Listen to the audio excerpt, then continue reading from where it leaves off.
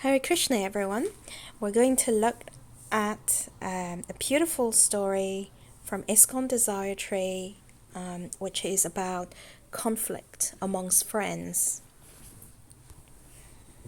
Once a rich merchant set off to Mathura by bullock cart to expand his business and to collect more wealth. One of the bullock named Sanjeevak sprained his leg and fell in the swamp.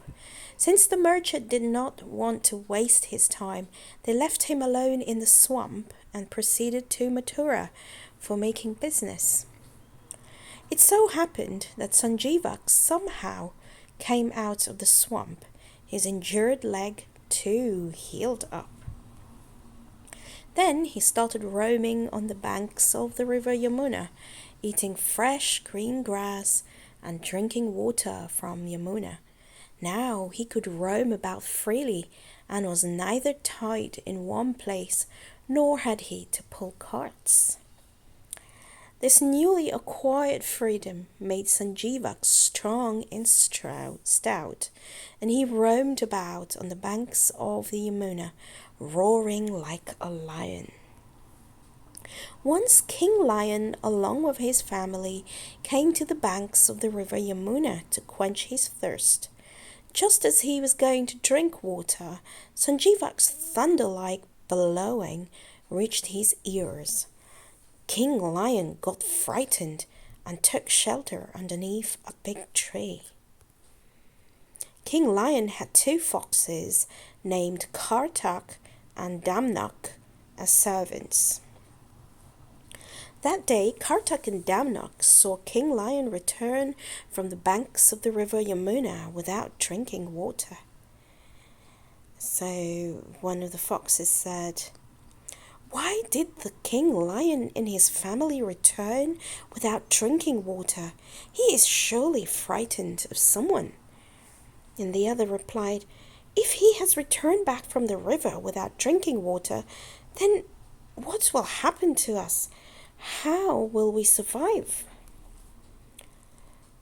So one of them went to the Lion King and they asked, "Your Majesty, why did you return from the river without quenching your thirst?" And the Lion King replied, "I suddenly heard a thunder-like sound, and hence I got frightened and returned from the river." So the fox then said, "Your Majesty, you are the Lord of the jungle, and you were afraid of that thunder-like sound? It is so surprising. Please rest in peace. I shall find out from where this sound comes." Soon Denmark found out that the thunder-like sound was made by none other than a bullock, and informed the Lion King about it. The Lion King said, "I am relieved. I no longer need to be frightened of that thunder-like sound. I would like to meet the bullock. Please request him to come here." So one of the foxes brought the bullock to the king, and the fox said, "Your Majesty, this is Sanjeevak." The Lion King soon became fast friends with Sanjeevak due to his good nature. They talked for hours together, and soon the Lion King became spiritual, and he disliked violence. He soon stopped killing his prey. Kartak and Damnak became unhappy of this growing relationship between the Lion King and Sanjeevak. So one of the foxes said, if the Lion King does not kill animals, then how will we survive? How will we get our delicious meat?" So the other one said, let's devise a plan. Otherwise, we'll have to survive on just eating grass. So Damnak devised a plan. He went up to the Lion King and he said, "Your Majesty, a great calamity is going to fall upon you. I have heard the Sanjeeva plans to kill you and become the king of the jungle. The Lion King replied, I did not want to kill a friend with whom I have spent so many happy moments. He is a very nice friend and enlightens me. So the fox said, Sanjeevak is influencing your thoughts so much that you've forgotten your nature. You have stopped killing your prey, and thus you're becoming weak. However, Sanjeevak is becoming strong day by eating fresh grass of your kingdom. This way, Sanjeevak has become stronger than you, and he now plans to kill you. What will happen to your family members? It would bring a great disgrace that a mere bullock killed the great Lion King by making him non-violent. Damnak, on the other hand, went to Sanjeevak. My dear Sanjeevak, I want to tell you something very confidential. The Lion King wants to kill you and give your flesh as a feast to all the animals in the kingdom. Sanjeeva thought, oh, now I understand his trick. My friend, what do you suggest I should do? So, Damnak then said, you are so powerful. The Lion King was afraid just of your thunder-like sound. You are mighty. He is just feeding you so that you become fatter.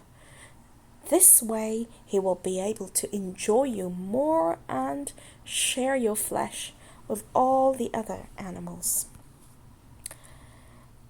Damnak said, you should boldly come and attack the Lion King with your horns and kill him instantly. So Sanjeevak thought, oh, so that's the reason.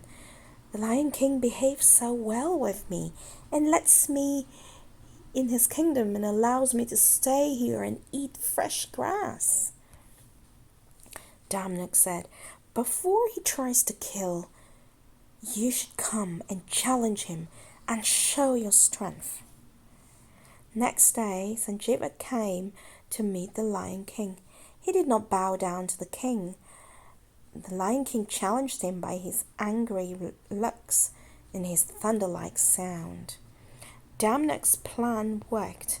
The Lion King instantly attacked and killed Sanjeevak. Thus ended the friendship between the Lion King and Sanjeevak.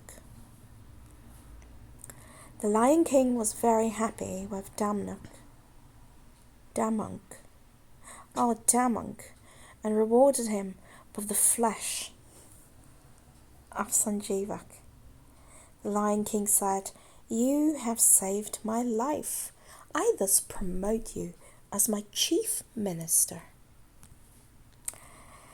So this is an interesting story of how a friendship ended because of envious individuals who didn't like this friendship, who were very envious of this friendship, and so they hatched an evil plan to separate the two friends. So the moral of the story is, never make friends with persons who have selfish advisors. So we need to be very careful who we associate with. The friends we have, are they really like-minded? Are they nice people, or are they envious of us? What the mentality is, we have to be very careful. And when we make friends with somebody else, we need to know what their other friends are. Are they taking counsel? Are they taking advice from other friends. We know a person by their friends. So, a very nice story there.